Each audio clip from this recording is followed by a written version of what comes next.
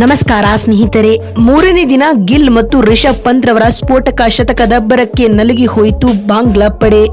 500 ರನ್ಗಳ ಟಾರ್ಗೆಟ್ ನೀಡಿತು team India. ದೊಡ್ಡ ವಿಶ್ವ ದಾಖಲೆ ನಿರ್ಮಿಸಿದರು ಪಂತ್ ಮತ್ತು ಗಿಲ್. ಹಾಗಾದರೆ ಸುದ್ದಿಯ ಸಂಪೂರ್ಣ ಮಾಹಿತಿ ಏನು ಎಂಬುದನ್ನು ಇವತ್ತಿನ ಈ ಒಂದು ವಿಡಿಯೋದಲ್ಲಿ ತಿಳಿಸ್ಕೊಡ್ತಾ ಹೋಗ್ತೀನಿ.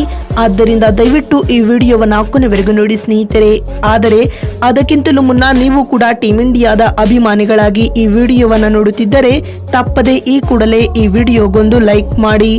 ಹೌದು ಸ್ನೇಹಿತರೆ, ಚೆನ್ನೈನ ಎಂಎ ಚಿದಂಬರಂ ಅಂಗಳದಲ್ಲಿ ನಡೆಯುತ್ತಿರುವ ಭಾರತ ಮತ್ತು ಬಾಂಗ್ಲಾ ನಡುವಿನ ಮೊದಲ ಟೆಸ್ಟ್ ಪಂದ್ಯದಲ್ಲಿ ಟೀಂ ಇಂಡಿಯಾವು ಬಾಂಗ್ಲಾ ತಂಡಕ್ಕೆ 500ಕ್ಕೂ ಅಧಿಕ ರನ್ಗಳ ಟಾರ್ಗೆಟ್ ನೀಡಿದೆ ಸ್ನೇಹಿತರೆ. ಇದರರ್ಥ ಮೊದಲ ಟೆಸ್ಟ್ ಪಂದ್ಯವನ್ನ ಟೀಂ ಇಂಡಿಯಾವು ಗೆದ್ದುಕೊಂಡಿದೆ ಅಂತಾನೆ ಹೇಳಬಹುದು ಸ್ನೇಹಿತರೆ. ಹೌದು, ಈ ಒಂದು ಪಂದ್ಯದಲ್ಲಿ ಟಾಸ್ ಸೋತು ಮೊದಲು ಬ್ಯಾಟಿಂಗ್ ಮಾಡಿದ ಭಾರತ ತಂಡವು ರವಿಚಂದ್ರನ್ ಅಶ್ವಿನ್ ರವರ ಶತಕ ಹಾಗೂ ರವೀಂದ್ರ ಜಡೇಜರವರ ಅಮೋಘ ಆಟದ ನೆರವಿನಿಂದಾಗಿ ಮೊದಲ ಇನ್ನಿಂಗ್ಸ್ ನಲ್ಲಿ ಬರೋಬ್ಬರಿ 376 ರನ್ ಗಳಿಸಿ ಸರ್ವಪತನ ಕಂಡಿತು. ಇದಕ್ಕೆ ಪ್ರತ್ಯುತ್ತರವಾಗಿ ಬಾಂಗ್ಲಾ ತಂಡವು ತನ್ನ ಮೊದಲ ಇನ್ನಿಂಗ್ಸ್ ನಲ್ಲಿ ಕೇವಲ 149 ರನ್ ಗಳಿಸಿ ಆಲ್ಔಟ್ ಆಯಿತು ಮತ್ತು ಟೀಂ ಇಂಡಿಯಾ ತಂಡದ ಪರ ಮೊದಲ ಇನ್ನಿಂಗ್ಸ್ ನಲ್ಲಿ ಬೌಲಿಂಗ್ ನಲ್ಲಿ ಬೂಮ್ರಾ 4 ವಿಕೆಟ್ ಪಡೆದುಕೊಂಡರು ಸ್ನೇಹಿತರೆ.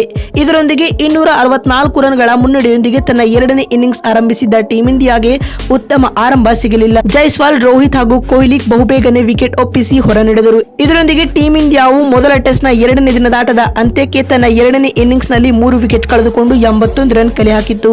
ಶುಭ್ಮನ್ ಗಿಲ್ 33 ರನ್ ಗಳಿಸಿ ಹಾಗೂ ರಿಷಬ್ ಪಂತ್ 12 ರನ್ ಗಳಿಸಿ ಮೂರನೇ ದಿನದಾಟಕ್ಕೆ ಬ್ಯಾಟಿಂಗ್ ಕಾಯ್ದಿರಿಸಿಕೊಂಡಿದ್ದರು. ಇಲ್ಲಿಂದ ಬ್ಯಾಟಿಂಗ್ ಮುಂದುವರಿಸಿದ ಶುಭ್ಮನ್ ಗಿಲ್ ಹಾಗೂ ರಿಷಬ್ ಪಂತ್ ರವರು ಇಂದಿನ ಪಂದ್ಯದಲ್ಲಿ ಸಿಡಿಲಬ್ಬರದ ಆಟವನ್ನು ಆಡುವ ಮೂಲಕ ಬಾಂಗ್ಲಾ ತಂಡಕ್ಕೆ ಮುಟ್ಟಿ ನೋಡಿಕೊಳ್ಳುವಂತೆ ಉತ್ತರವನ್ನ ನೀಡಿದ್ದಾರೆ.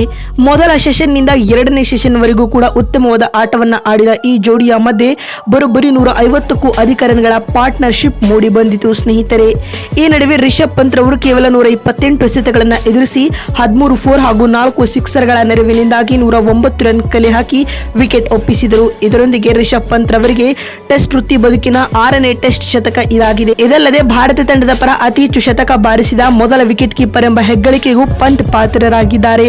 ಪಂತ್ ಬಳಿಕ ಆರ್ಭಟವನ್ನ ಮುಂದುವರಿಸಿದ ಶುಭ್ಮನ್ ಗಿಲ್ ಕೂಡ 176 ಎಸೆತಗಳನ್ನು ಎದುರಿಸಿ 10 4 ಹಾಗೂ 4 ಸಿಕ್ಸರ್ಗಳ ನೆರವಿನಿಂದಾಗಿ 119 ರನ್ ಕಲೆ ಹಾಕಿ ಅಜೇಯರಾಗಿ ಉಳಿದಿದ್ದಾರೆ ಸ್ನೇಹಿತರೆ. ಮತ್ತು ಕೊನೆಯಲ್ಲಿ ಬಂದ ಕೆಎಲ್ ರಾಹುಲ್ 22 ರನ್ ಬಾರಿಸುವ ಮೂಲಕ ತಂಡದ ಲೀಡ್ ಅನ್ನ 500ರತ್ತ ಕೊಂಡೊಯ್ದರು ಸ್ನೇಹಿತರೆ. ಇದರೊಂದಿಗೆ ಟೀಂ ಇಂಡಿಯಾವು ತನ್ನ ಎರಡನೇ ಇನ್ನಿಂಗ್ಸ್ ನಲ್ಲಿ 287 ರನ್ ಕಲೆ ಹಾಕಿ 4 ವಿಕೆಟ್ ಕಳೆದುಕೊಂಡು ಡಿಕ್ಲೇರ್ ಘೋಷಿಸಿಕೊಂಡಿದೆ ಸ್ನೇಹಿತರೆ. ಇದರೊಂದಿಗೆ ಬಾಂಗ್ಲಾ ತಂಡಕ್ಕೆ ತನ್ನ ಮೊದಲ ಟೆಸ್ಟ್ ಪಂದ್ಯವನ್ನ ಗೆಲ್ಲಲು ಟೀಂ ಇಂಡಿಯಾವು 507 ರನ್ಗಳ ಬೃಹತ್ ಗುರಿ ನೀಡಿದೆ ಅಂತಾನೆ ಹೇಳಬಹುದು ಬಂಧುಗಳೇ. ಇನ್ನು ಅತ್ತ ಬಾಂಗ್ಲಾ ತಂಡದ ಪರ ಬೌಲಿಂಗ್ ನಲ್ಲಿ ಮೆಹದಿ ಹಸನ್ 2 ವಿಕೆಟ್ ಹಾಗೂ ಟಸ್ಕಿನ್ ಅಹಮದ್ ಮತ್ತು ನಹೀದ್ ರಾಣಾ ತಲಾ 1 ವಿಕೆಟ್ ಪಡೆದುಕೊಂಡಿದ್ದಾರೆ. ಬಂಧುಗಳೇ, ನಿಮಗೇನು ಅನಿಸುತ್ತದೆ? ಟೀಂ ಇಂಡಿಯಾವು ಇಲ್ಲಿಂದ ಮೊದಲ ಟೆಸ್ಟ್ ಪಂದ್ಯವನ್ನ ಸೋಲುತ್ತಾ ಅಥವಾ ಇಲ್ಲವಾ ಎನ್ನುವುದನ್ನ ಎಸ್ ಅಥವಾ ನೋ ಎಂದು ಕಾಮೆಂಟ್ ಮಾಡಿ ತಪ್ಪದೆ ತಿಳಿಸಿ. ಮತ್ತೊಂದು ವಿಡಿಯೋದಲ್ಲಿ ಸಿಗ್ತೀನಿ. ಅಲ್ಲಿವರೆಗೂ ನಮಸ್ಕಾರ, ಧನ್ಯವಾದಗಳು ಸ್ನೇಹಿತರೆ.